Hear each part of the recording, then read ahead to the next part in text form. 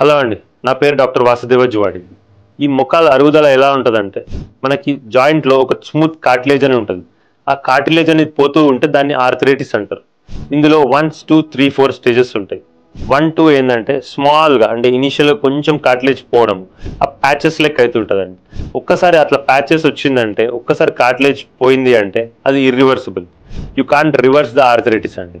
దాన్ని మనం కంట్రోల్లో చేసుకోవాలి. అంటే ఈ స్టేజ్ 1, స్టేజ్ 2ని స్టేజ్ 3, స్టేజ్ 4 అంటే ఇంకా మొత్తం డ్యామేజ్ కాకుండా మనం చూసుకోవాలి.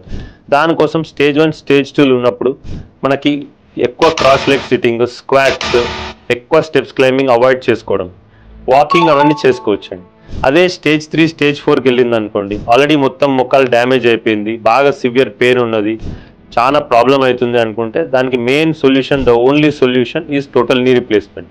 మనకి ఈ రీజనరేటివ్ మెడిసిన్ అనేది వచ్చింది, కానీ అది యూస్ఫుల్ ఉన్న స్టేజ్ 1, స్టేజ్ 2లో మాత్రమే యూస్ఫుల్ ఉంటుంది. అండ్ దానికి 100% రిజల్ట్స్ అని చెప్పి అష్యూర్ చేయలేము. Thank you.